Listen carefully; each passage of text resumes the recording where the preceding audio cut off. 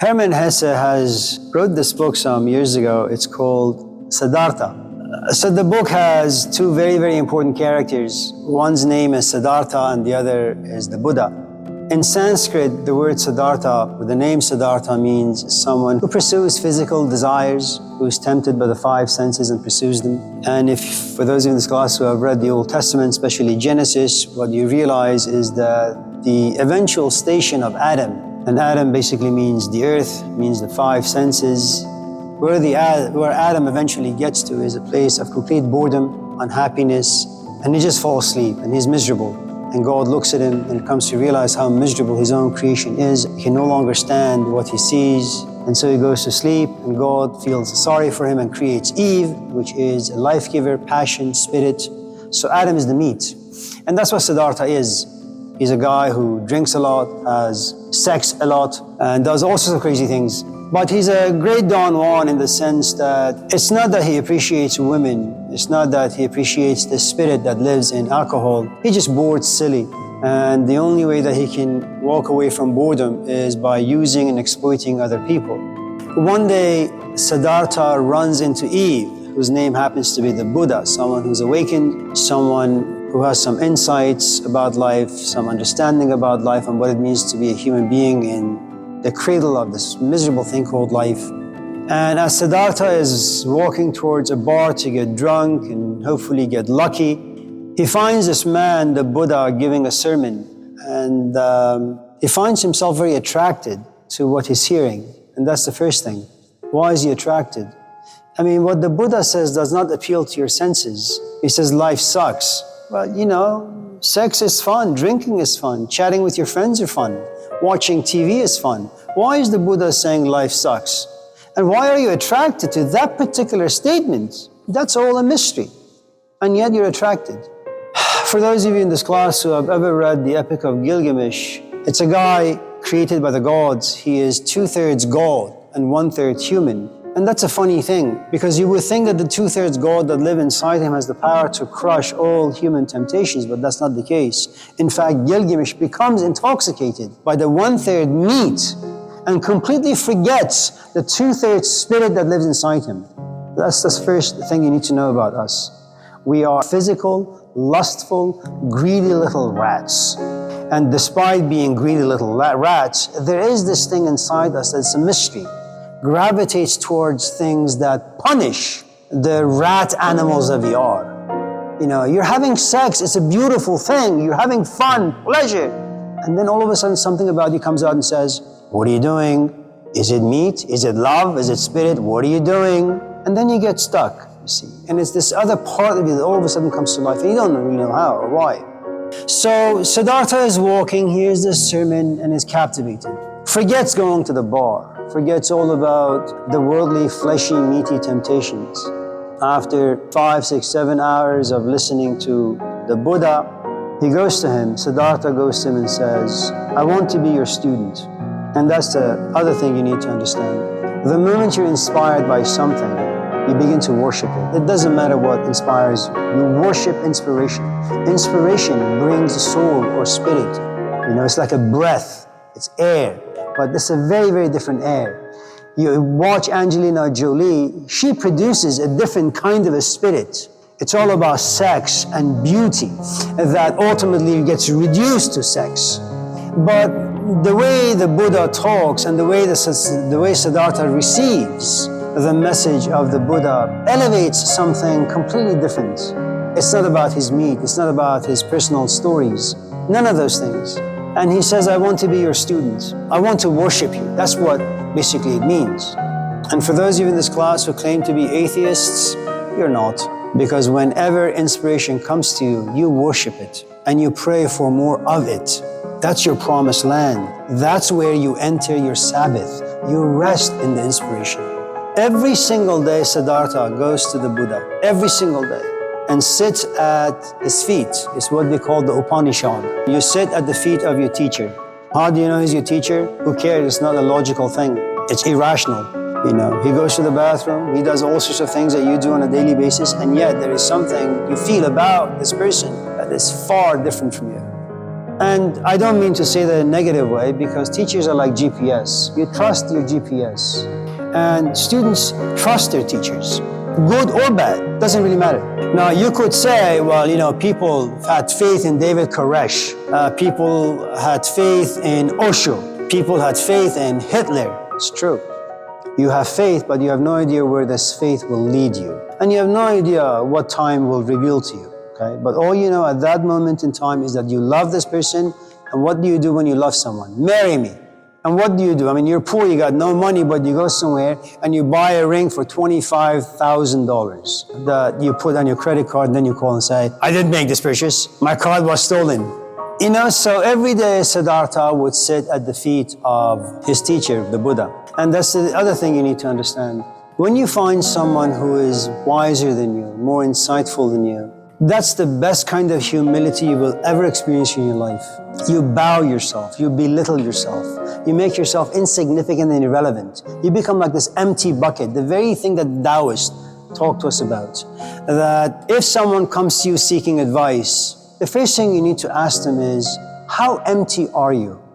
You want to get rid of the anger you have towards your father. Well, I'm going to sit back and just listen to you talk. Because if every 5 seconds you're going to come out with anger, my father, you're so full of rage, I can't do much.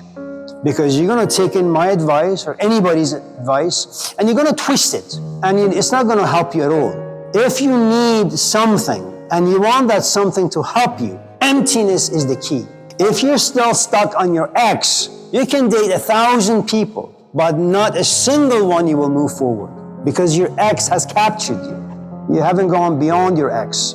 So for those of you in this class who may one day find an inspiration or find a teacher that you're willing to bow to, worship, respect, listen, have a good amount of fear and trembling every time you found yourself in the presence of that thing or person, consider that to be a very, very lucky period in your life. Because once you lose that GPS, you're going to just drive around town and there is no place to go. You keep driving and driving until you realize your gas tank is empty. Now you have no money to fill it up. 10, 15, 20 years pass by. And Siddhartha really assumes that if he goes in there to the Buddha and he keeps listening and paying attention and taking notes, if he sits, he fasts, he meditates, he prays, eventually the wisdom that lives inside the Buddha will be inside him. And that's the other thing you need to know. You don't read the Bible to know God. You read the Bible because you want to be God. You want to have the wisdom of God inside you. If the Bible tells you about marriage and relationships, you keep reading those particular passages until they become part of you. And that next time you go out on dates, you know what questions to ask. So remember, deep down, every student who finds a teacher without really being aware of it, they want to be their own teacher ultimately. They want the wisdom of that teacher to go inside them. They want the reflection of what lives inside that teacher to now be inside them. That's the thing. So the idea of kingdom of God, first he says, look at me and you see God in the Gospel of John. Well, once you've looked at me enough, hopefully the kingdom of God will also reveal itself inside you. And then you will have no need of me. And then he says, you have to walk through me. But to walk through anything, first you have to see it, then you have to touch it. And after enough seeing and touching, then you walk through, and then you close the door and you won't turn around. Jesus is dead for you because he now lives inside you. That's what it means to walk through. And that's what Siddhartha believes, that if I hang out with the Buddha enough, if I hang out with Jordan Peterson enough, if I listen to Sadhguru, Eckhart Tolle, or any of those ridiculous people out there, I will be like them. 10, 15, 20, 30, 40 years pass by, and one day Siddhartha wakes up and comes to realize he's still stupid. He's no wiser than, the way he was like 15, 20 years ago. And he is upset. He's really, really, really upset. It's like you're an 18-year-old punk. You've been nothing but a disappointment to your parents. And one day you wake up and you say, I'm just going to listen to my parents from this point on. How, why that happens, no one knows. And you say to your mom, what should I do? Go to school. You say, okay. You get a master's or a PhD. Then you say, okay, what should I do now? Get married. Okay. What should I do now? Well, have kids. Okay. What should I do now? Buy a house. Okay. You do everything that your mother, your parents, your society asks you. And then one day you wake up and you say, I did everything you asked of me.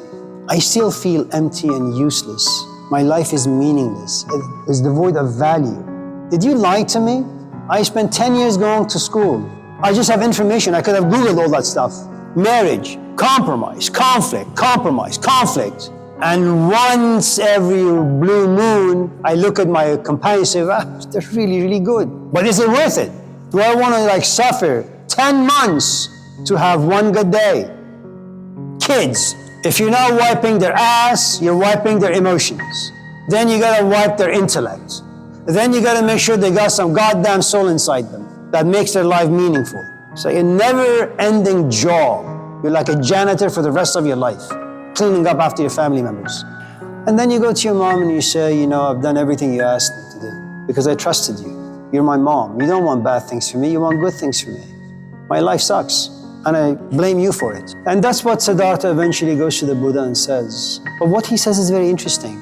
You lied to me. You told me if I hang out with you, I will become wise, I will become patient, I will become forgiving, I will have compassion, empathy for my fellow beings. I hate all of them. That you lied to me because you told me I'll be my own therapist. And I'm coming to realize I need therapy. I'm in a bad place. Why did you lie to me? And he says, I know why I bought your lies. Because you seduced me. You fall in love with someone and you believe everything they tell you. You spend 10, 15, 20 years with someone hoping that you'll become more insightful, and you realize you're still dumb. And you're dumb because you fell in love and because you trusted, you had faith. And now you have two people with two very, very different problems. Siddhartha believes he wasn't a good student. He was duped by love. He should have never given his faith. He should have never given his ears or time to this man. That he can't really learn. The poor Buddha. You leave your wife, you leave your parents, you leave your kid, you leave your culture, you go to the forest, you fast, you pray, you meditate, and you become wise. And then you're foolish enough to think that you can give your wisdom away to other people. Once you have wisdom and insight about you, you become like a magnet. Why, how, who the hell knows? There's just something about you that other people find attractive. And Siddhartha fell. He became a paperclip, slowly gravitating towards this beautiful magnet, thinking that eventually he himself will also become a magnet. But that never happened. The Buddha comes to realize that wisdom can't be given to another. For all of his years, sitting on the stage and talking to people about how to become more wise, how to become more this, how to become more that, it's non-transferable. You can't give your wisdom to anyone. We don't really know how it works. We don't know how it's given. We don't know how it's received. We don't know how it's applied. All we know is that we're stuck between some very, very difficult places. You gravitate towards inspiration because it is beautiful. It gives you wings and you fly. And you fly because you want to be around the sun and you want to be the sun. And the person who gives you the wings, the person who forces you, helps you, encourages you to fly, assumes that there comes a point where you no longer have to be around them to fly. That wisdom can actually be given. None of it is true. None of it is true. I don't know how the book ends, but I suppose if I was the author, I would say Siddhartha comes to realize that despite all of his bowing, all of his respect, all of his fear and trembling, there is no GPS as to how you can go about in receiving wisdom and then becoming wise. It's devastating. And then you have this ridiculous man, Socrates, the Buddha, Jesus, coming forth saying, I am wise, listen to me, and I'll change your life. And then in the end, you realize the people you've spent time with, they are the ones who stab you in the back.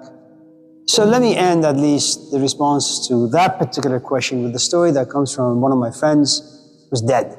The story comes from Rumi. It's a story about wisdom, transference of wisdom. It's about Jesus entering Jerusalem. And for those of you who may not know, when he enters Jerusalem, he's riding a donkey. He's riding an ass, and people are happy and joyous. And the question that Rumi asks is, Jesus, a man in whom God lives, a container of wisdom, profound in many ways, is sitting on the donkey. Why is it that no one worships the donkey on which the Jesus is sitting? Why? Just because Jesus is sitting on the donkey, it doesn't make donkey transform into something different than a donkey. And he says there are people who are like donkeys, who grab dialogues of Plato. And this beautiful, profound book, seasoned with wisdom, they keep reading the book over and over and over again. And they assume that eventually they will become the next Plato. But if only they were to see themselves a little bit more clearly, they would see and realize they are nothing but a donkey. And their entire mission in life is to just carry this book, not to become the book. You ask a question because the question is writing you, sitting on you. Just because you ask the question, it doesn't mean you understand it. You just ask it. Now, whether you're inspired, whether your girlfriend asks you to ask it, doesn't really matter. But you ask it. As all of us in this class ask good questions all the time. But these are accidental. They're not your questions. You come to class, someone inspires you, then you ask.